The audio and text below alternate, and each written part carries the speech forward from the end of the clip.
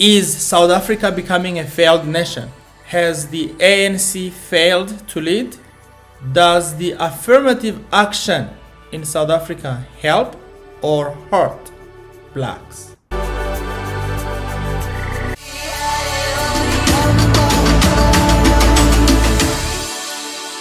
This is an open letter written by Alec Hogg. He is from South Africa, Johannesburg. He is the publisher of biznews.com. Here is what he wrote on biznews.com. Enough already. The brutally honest open letter to Ramaphosa. That's the president of South Africa. Now you have the perfect opportunity to do the right thing. Everyone knows this was an attempted coup. So former President Jacob Zuma goes to prison and riots erupt in different parts of South Africa. Alec is calling this an attempted coup. He says it was civil society who came to your rescue. Ordinary people living ordinary lives across the income, gender, race divide, showing you that South Africans are one. We stood together to protect life, property, and democracy. And in an important way, we did a job the army and police, after years of mismanagement, could not do. Stop treating poor Black South Africans like voting fodder. Fire people who don't do their job. Start delivering services. Show you actually give a damn how people live and whether they can get clean water and drive safely on our roads. Stop treating white South Africans like the enemy. Stop treating colored and Asian South Africans like second-class citizens. They also suffered under apartheid. Stop with the hierarchy of disadvantage. It's divisive and revolting. Quotas are no-no. All of this talk reminds me of what is currently going on in the United States of America.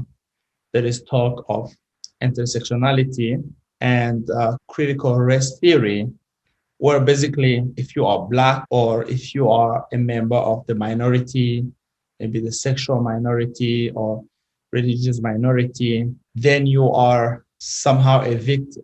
And it appears that by virtue of being considered a victim or oppressed, it's kind of understood that you should have some kind of preferential treatment.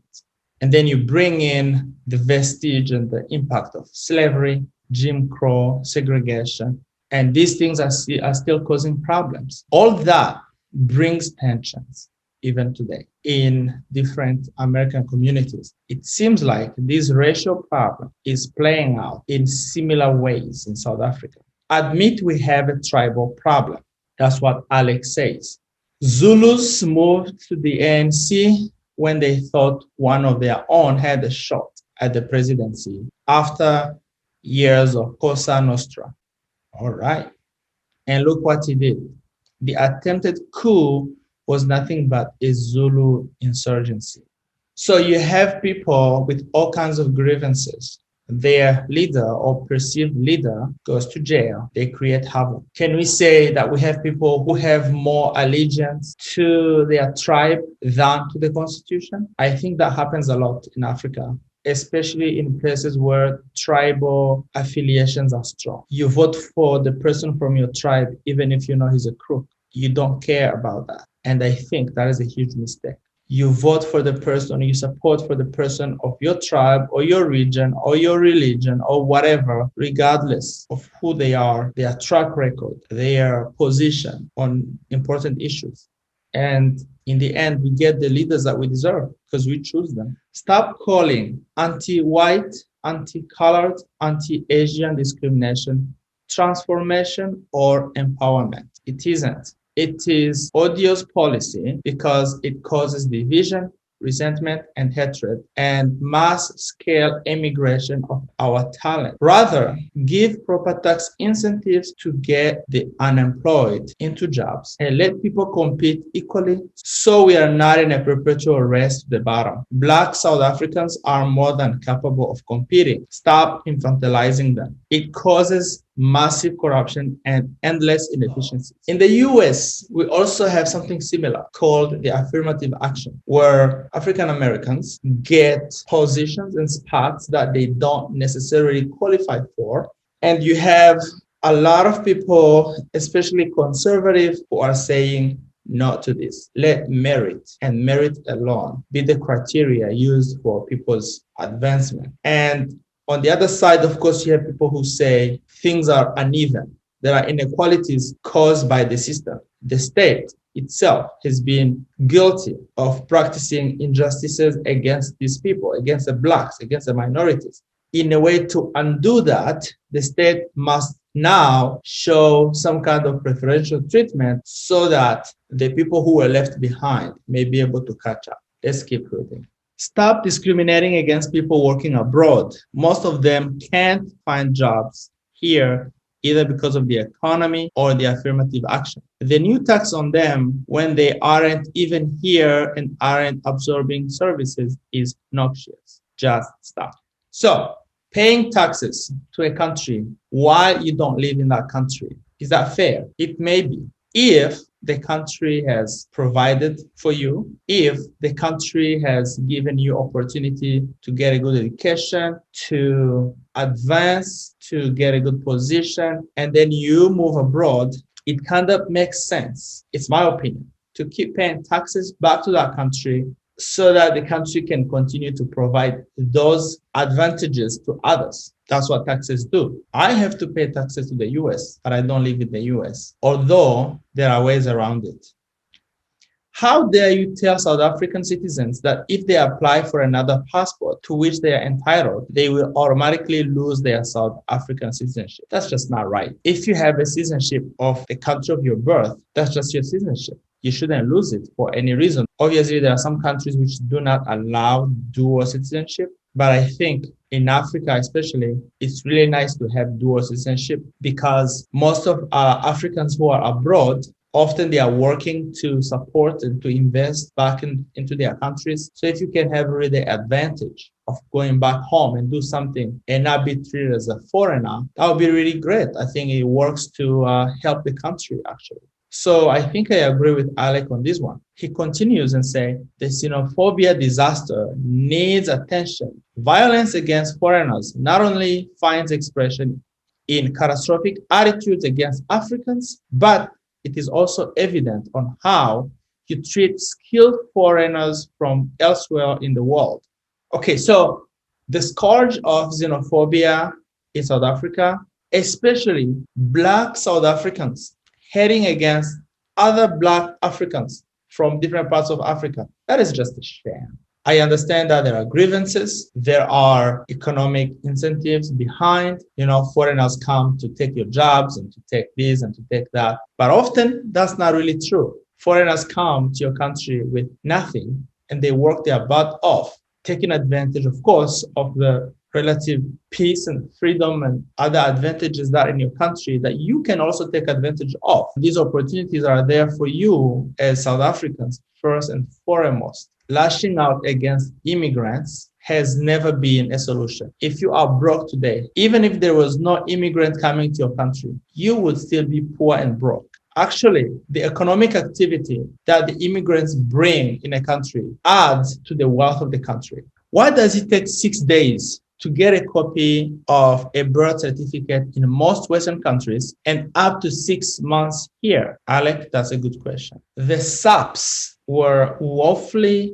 unprepared and completely unprofessional during these riots. That's the South African Police Services. They just stood by and watched people loot, as they do when xenophobia strikes. They just stand there and watch idly, or when trucks are stopped, stoned, and looted. Those of us on medical aid save a fortune for you to spend on those who can't afford healthcare. Fix the hospitals, hire more doctors, treat nurses with respect. There is enough money there, but useless cadres running it. If they can't do the job, fire them. Stop whining at private schools. Parents are paying for that, which saves you paying for their children at public schools. So why don't you do yourself a favor and learn from the private schools? In general, because of bloated bureaucracy and other factors, government-run schools are often not as good as private schools, but at the same time, private schools are more expensive. So how should governments make sure that public education is of quality?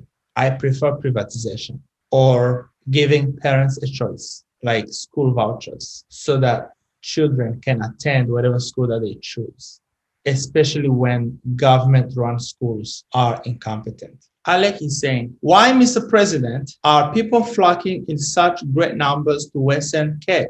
You may want to copy the concept of clean government. Don't you just want to die when you see audit reports and the only clean ones are in DA-run municipalities? So here's what I always say. The ANC should find a way to work with the DA because obviously there are things working well in places where DA is running the show. But then again, the ANC has control over the people. That's where the majority is. So I think the DA and the ANC should somehow come together and realize that they need each other. ANC, you should be humble enough to realize that there are things that you do wrong because of systemic corruption. And DA, you also have to realize that the wounds of the past don't heal easily. It's been about 27 or 28 years after the transition. That's not even one full generation.